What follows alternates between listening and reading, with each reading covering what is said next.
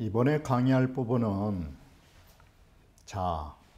대종사의 네 번째 단락에 속하는 것으로 우리가 죽지도 않고 생겨나지도 않는 그 자리를 간다라는 것은 곧 어느 경지라고 보셔야 하냐면 그것이 바로 깨달음의 경지라 하는 것입니다. 그러한 근본 자리를 안다라는 것이 곧 오도이고, 그렇다면 이와 같은 도를 깨달으시려면 어떠한 공부의 과정을 거쳐야 하는지가 중요한 것입니다. 우리는 도를 얻기 위하여 어떤 단계를 거쳐야 하고 그 단계를 거치기 위하여 어떤 공부를 해야 할 것인가가 중요한 대목인 것입니다. 공자와 맹자께서 그처럼 학문을 중시해서 논어 첫 편에서 학이시습이라 해서 배울 학자로 논어가 시작되고 있지만, 실제로 도를 어떻게 해서 깨달은가에 관해서는 조문도면 석사라도 가이라 해서 아침에 도를 깨달으면 저녁에 죽어도 좋다라는 말씀을 하셨지만, 실제로 아침에 도를 깨달을 수 있는 방법에 대해서는 구체적으로 언급한 바가 없는 것입니다. 모두 다 제자의 물음을 통해서 답을 하고 있으므로 전체적이라고 할 수는 없는 것입니다. 맹자 역시도 마찬가지입니다. 그런데 장자에 이르러서 최초로 구체적으로 공부의 대상이 무엇인가를 열거했고, 그런 대상을 얻어가기 위해서는 어떤 공부의 방법이 동원돼야 되는가를 설명한 부분이 이번에 강의할 부분이라고 말하는 것입니다. 바로 이와 같이 본다면 우리는 오도를 위하여 도를 체득할 수 있는 방법이 그 무엇인가에 이번 강의에서 눈여겨봐야 할 부분이라고 할 것입니다. 그러면 이것을 전체적으로 보면 도라는 것은 앞에 보셨다시피 천지조화를 신비하게 만들어주고 천지를 낳아주는 창조의 역할이 도라는 것을 우리는 봤던 것입니다. 바로 이런 도라는 부분에 접근하기 위하여 남백자교와 여우와의 문답을 통해서 도를 얻는 방법이 제시되어 있는 것입니다. 이 남백자교와 여우와의 문답을 통해서 보면은 첫 번째가 도라고 하는 것을 어떻게 우리가 학문의 단계를 한 단계 한 단계 나아갈 것인가를 말해주고 있는 것입니다. 성인의 도를 가지고 성인의 덕을 갖춘 재주가 있는 사람에게 도를 닦아간다면 쉬운 일이죠. 이게.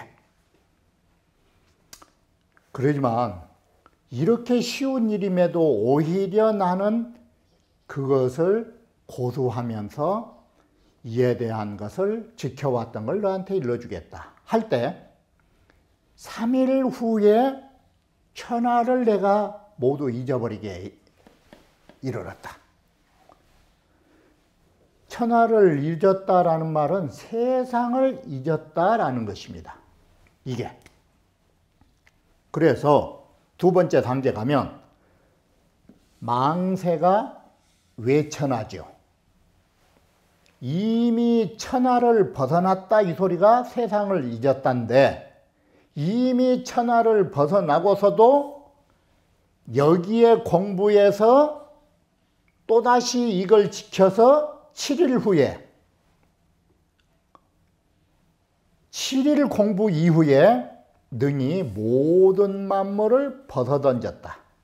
그건 뭐냐면 모든 교접을 잊었다라는 것이에요.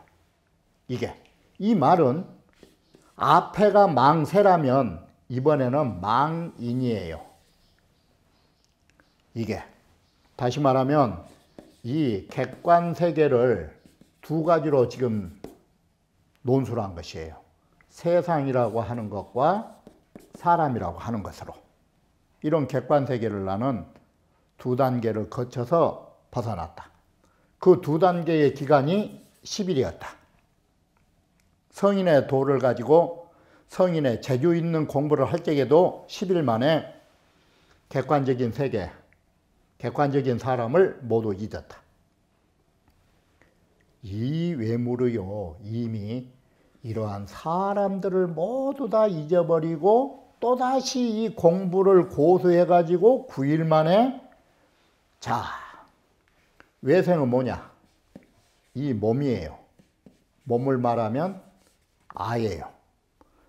생을 벗어났다 소리가 자, 내 몸을 서서히 공으로 들어간 거예요. 이게. 이미 나의 생을 벗어난 이후에 내 생을 벗어나고 나니까 조철을 했다.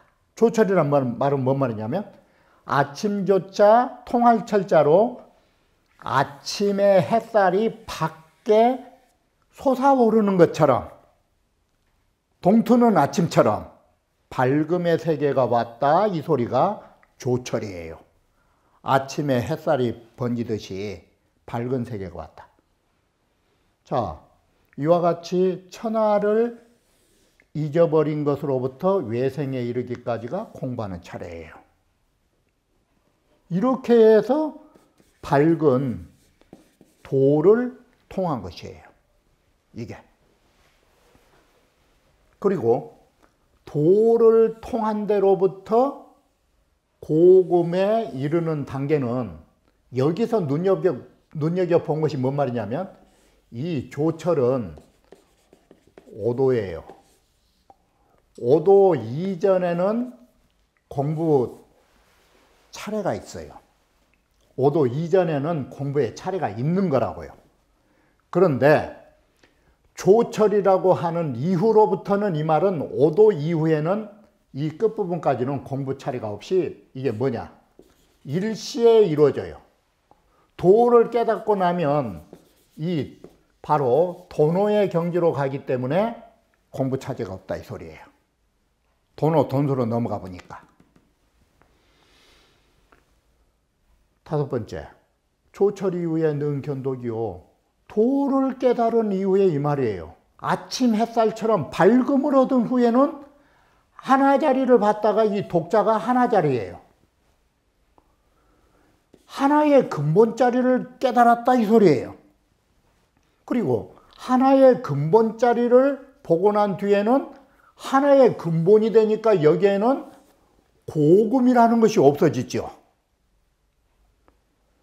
만약에 옛날이 있고 이제가 있다면 하나가 아니죠. 이게 바로 고금이 없는 자리를 봤다. 일곱 번째는 고금이 없는 자리 이후에 고금이 있으면은 생사가 있죠. 고금이 없으니까 불생, 불사.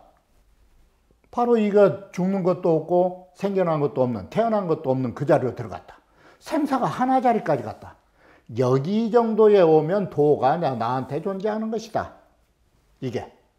그래서 살생자는 불사요. 우리의 생을 죽인 자는 생으로서의 욕심의 세계를 없앤 자는 정신이 죽지 않을 것이요.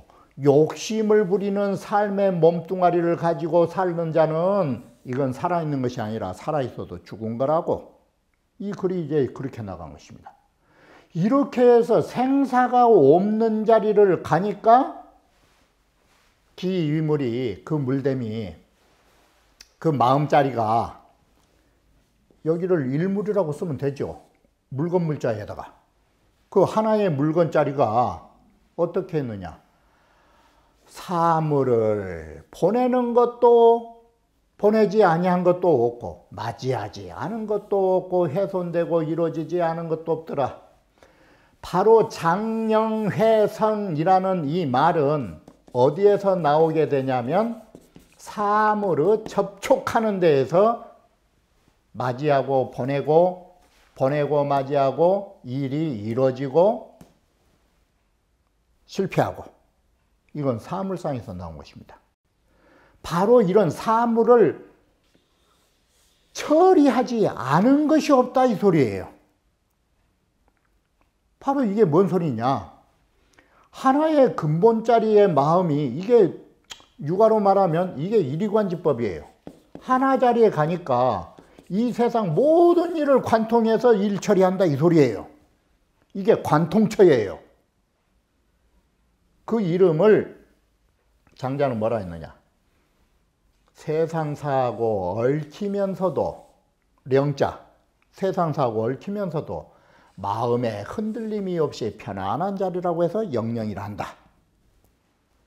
이 네 구절은 단지 각처에, 각처라는 말은 다른 말이 아니에요. 사물의 모든 곳에서 일어나는 변화의 현상을 말하고 있다. 그런데 그것이 하나의 자연의 세계와 똑같은 것이다. 어세 불령요란이로되 세상의 일에 분분하게 얽혀서 정신이 없이 혼란해도 그 혼란 속에서도 나의 마음은 큰 선정산매에 들어버렸다고. 이게 세상사에 얽히고 설키면서도 내가 흔들림이 없는 마음을 가지고 있다 이 소리예요. 이게 그야말로 저자거리 속에 들어가서도 조금도 잘못됨이 없는 자유자재한 삶을 말하는 것이에요. 이게. 그러면 이런 도를 얻으려면 어떤 차례를 해야 되느냐? 독서로 말미암아서 득도까지 가야 된다 이 소리예요. 이게. 그래서 부묵지자, 이게 부묵이라는 것은 먹으로 기록하는 책이에요. 이게 책을 말한 것이에요. 책이 있으면 그 다음에는 뭐 어때야 되느냐?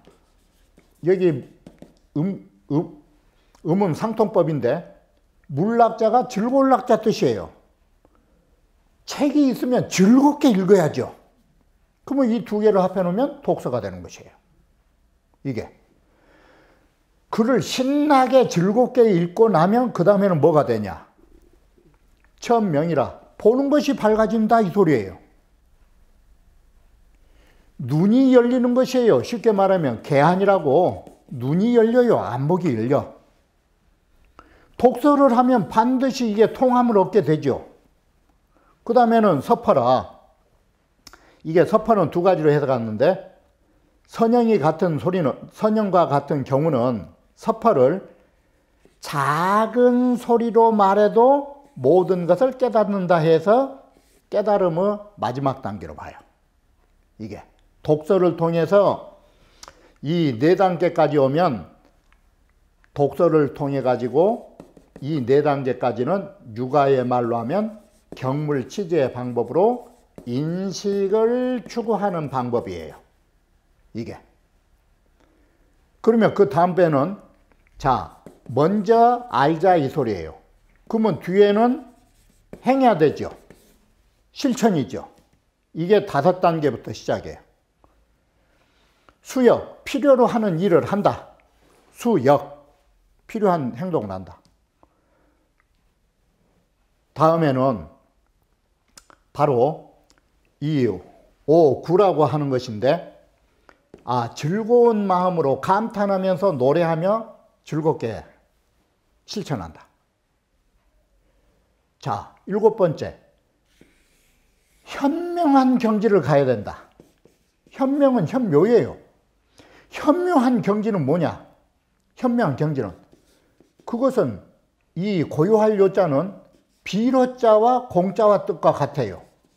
바로 이 허의 세계와 똑같이 가야 된다. 허가 나오면 그 다음에는 뭐가 되느냐? 그것은 허는 없는 자리예요. 그래서 있는가 어쩐가 의심이 된 자리다. 바로 이것이 도의 실천으로서 마지막 자리라고 말한다.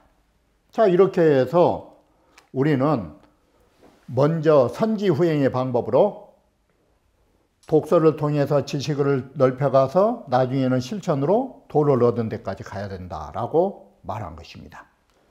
그러면 여기에 대해서 이제는 자, 경문으로 넘어서면 남백자교가 여우에게 물었다, 이 말은 여인이라고 하는 것도 부드러운 존재고 우라고 하는 것도 부들부들한 약한 사람을 합해 놓으면 자, 여우라는 말은 유약한 사람이라고 말한 것이고 유약이라고 하는 것은 노자가 말하는 도의 본질을 비유한 말이에요.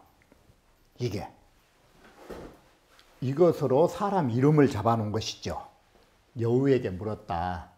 우의 음은 우인데 유약한 사람이고 그 혈색이 젊은 사람처럼 보이기 때문에 여우라고, 여인처럼 작약약 처자라 아름답기는 아가씨와 같았다라는 소요유의 그런 뜻이 담겨져 있죠. 자, 늙은 사람인데 어린애처럼 보이니까, 늙었음에도 마치 아가씨처럼 보이니까 이 글을 쓴 거예요. 차지인연이 장로되 당신의 선생님의 나이가, 여기에 장자는 연장자란 뜻이고 이 글을 바꾸면 노자 뜻이에요. 선생님의 나이가 늙으셨음에도 이 색양유자는 하여 있고 얼굴빛이 어린아이처럼 이 마치 유자, 마치 여자처럼, 여인처럼, 이 유자는 우리 모친이나 여자들 죽으면 유인이라 하듯이 원래 이 기를 유자거든요. 길러주는 사람. 마치 여인처럼 얼굴이 그렇게 부드러운 것은 뭐 때문입니까? 이 여자 뜻이에요. 여자를 이 유자로 쓴 것이에요. 이게. 팔아서 유자라는 말은 바꿔 말하면 처자, 처녀란 뜻이 나온 거예요. 나이가 많으신데도 이렇게 아가씨처럼 얼굴이 고운 것은 뭐 때문입니까? 그래, 여우가 말하기를 여기에도 득도라는 말은 없어요.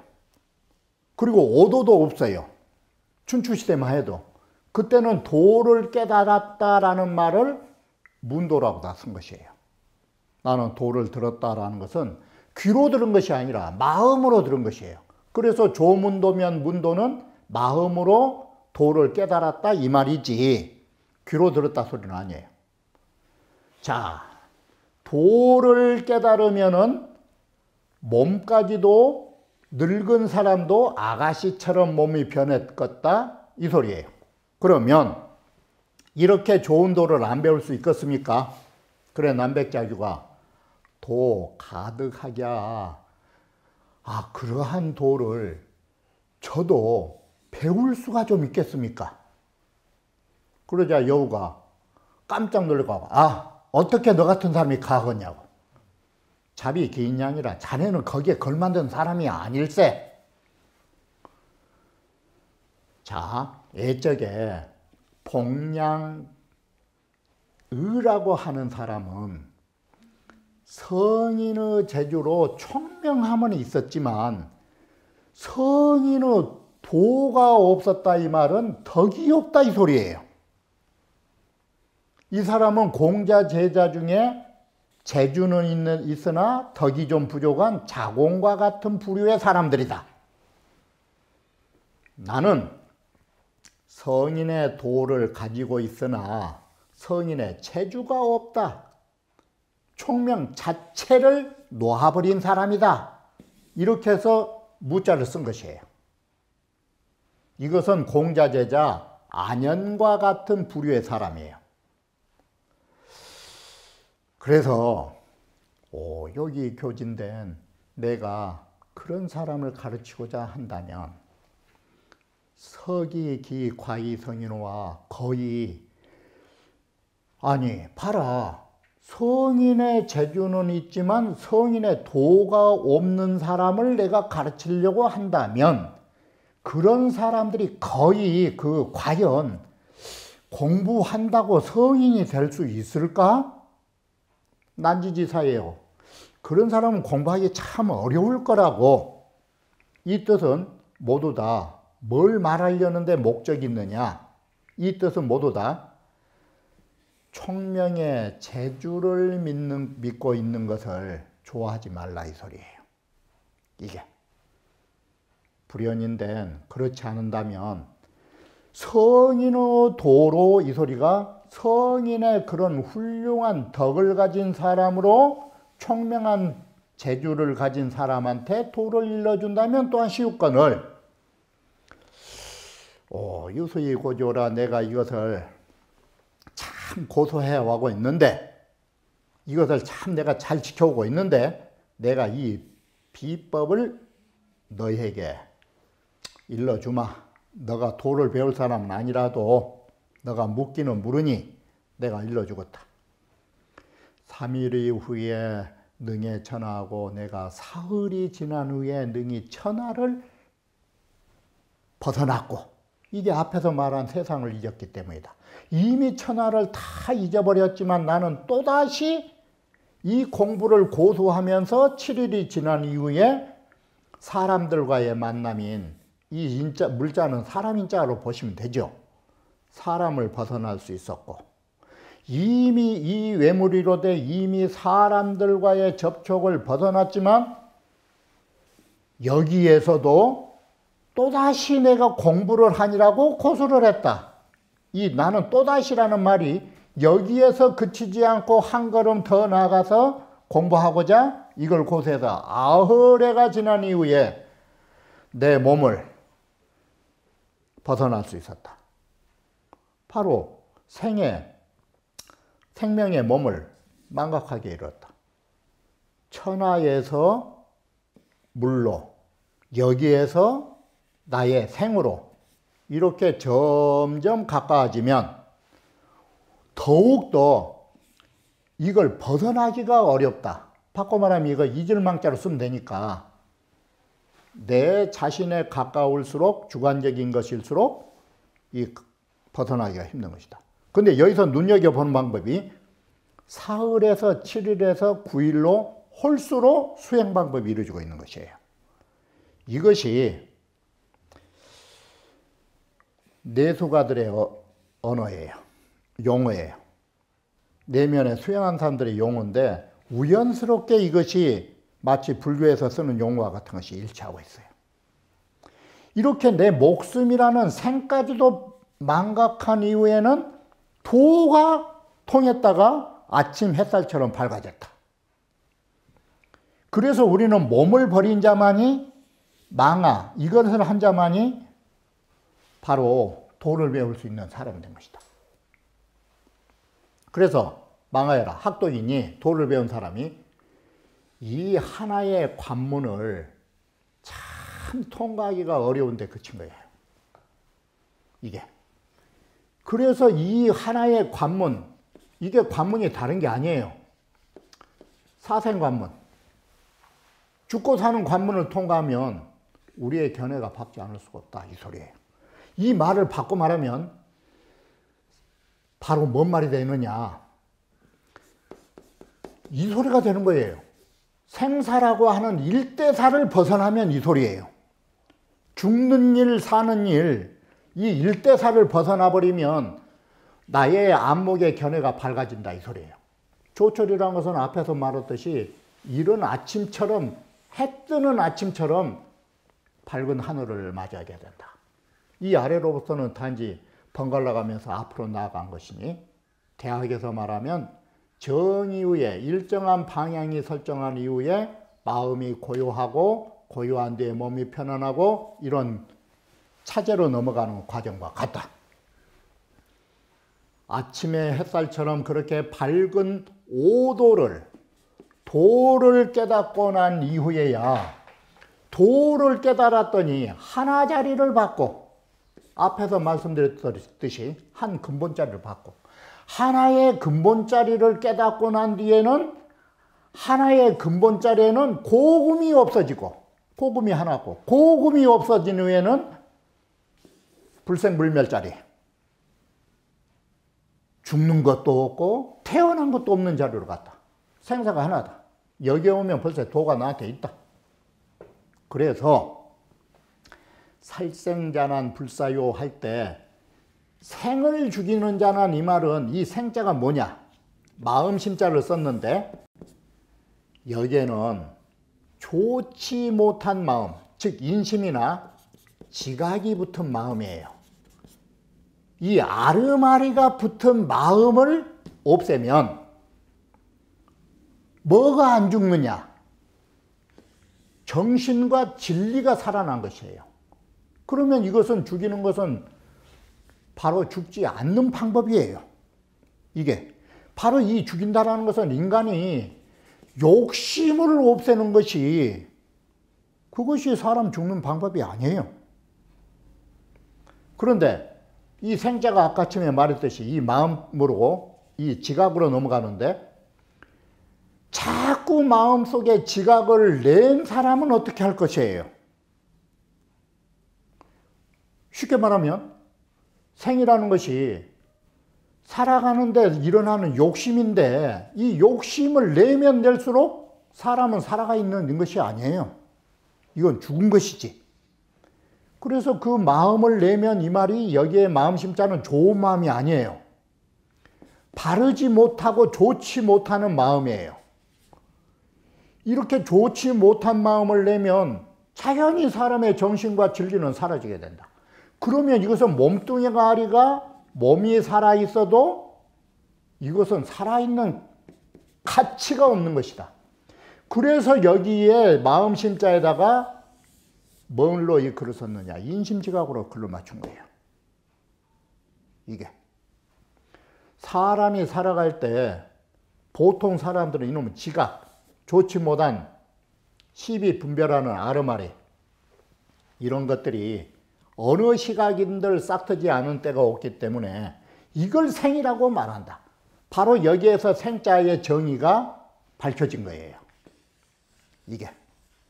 그래서 이 말은 이 생자는 그저 사람이 살아간다라는 것이 망상 속에서 살아가는 것이에요. 그래서 이것을 좀 의역을 해보면 번뇌망상이에요. 번뇌망상을 만들어낸 사람은 살아도 살아있는 것이 아니다 이 소리예요. 이게 번뇌망상을 죽이면 이것은 죽어도 죽는 것이 아니다 이 소리예요. 불수 종사지 명작 개차야라. 대종사의 도라고 하는 명을 받아들이지 않는 사람은 모두 여기에 번뇌망상 속에서 살고 있다. 그러나 고로 살지적 번뇌망상의 마음을 죽여버리면 진리가 보존된 것이니 이것은 바로 이것을 죽인 자는 죽지 않은 것이 있고 번뇌망상을 일으키는 사람은 이 말이 번뇌망상을 내는 사람은 진리가 사라지니 이 사람은 살아도 산 것이 아니라는 것이다. 이 두 구절은 불생불사를 주로 하여 해석한 것이다. 기위물이 바로 그 도라고 하는 물건 존재가 물이란 말이 존재죠. 꼭 쓰려면 앞에서 말한 것처럼 일물. 이 일물자리는 모든 사물을 보내지 않은 부분이 없고 사물을 맞이하지 않은 적이 없고 사물이 훼손되지 않은 적이 없고 사물이 이루어지지 않은 적이 없다. 앞에서 말한 것처럼 이것은 각처에 나타나는 변화 현상인데 이걸 하나의 자연과 똑같이 만든 것이다. 바로 이 말이 뭔 말이냐면 모든 곳에서 일처리하면서도 자연의 진리와 똑같이 한다 이 말이에요. 자연과 동일하게 만든다. 이것을 김영휘 영령이니 그것을 세속에 얽히면서도가 각처의 변화에 얽히고 설키고 살면서도 자연과 동일하다 보니까 내 마음이 편안하더라 이 소리예요. 그래서 영령이란 건 뭐냐? 세상사를 버리란 게 아니라 세상사를 처리한 이후에도 이렇게 이룬 게 아니라 세상의 일에 정신이 없고 혼란스러워도 나의 큰 선정산매를 완성한 자다. 자, 이렇게 보면 이 글을 정리해 보면 첫째, 왜 천하? 두 번째 단계 외물, 그 다음에가 외생, 그 다음에가 오도. 오도 자리는 하나 자리는 고금도 없고 생사도 없는 것. 고금도 생사도 없는 사람만이 세상사를 처리하면서도 마음이 흔들리지 않는다, 이 소리예요. 생사가 붙고 고금의 시간이 붙으면 세상사를 접촉하는데 마음이 혼란스럽다, 이렇게 보는 것이에요. 이게. 자, 다시 보시면 도라 하는 것은 성인의 본체가 되고 재라 하는 것은 성인의 작용이 되는 것이라서 채용의 관계로 다 있어야 돼요. 그래서 성인의 도에 본체가 있어도 성인의 재주인 총명이 없다면 이거 역시 미득위지완이에요. 이걸 완전한 사람이라고 할 수는 없는 것이에요. 그런데 성인의 작용인 총명은 있는데 성인의 도에 본체가 없다면 이건 또 지극하다고 말 못해요. 그러면 뭐가 최고냐? 성인의 총명의 작용과 성인의 도가 되는 본체, 바꿔 말하면 닭과 안팎을 모두 가지면 이게 도의 전체와 참다운 것을 얻은 것으로 이게 무아지경에 빠진 것이다. 이게 무아의 세계에 이른다. 자, 이처럼 장자는 독서를 부정한 게 아닌 것입니다. 독서를 부정한 게 아니라 독서에 집착한 것을 장자는 부정한 것입니다. 여기에서 말한 것처럼 책이라 하는 것을 반드시 읽고 우리는 도를 깨달아야 하고 이런 자리로 가는 데에는 우리에게 뭐가 필요한가를 장자는 부정한 적이 없는 것입니다. 그러면 이 부분을 못다한 부분을 다음 강좌에서 이어 말씀드리기로 하겠습니다.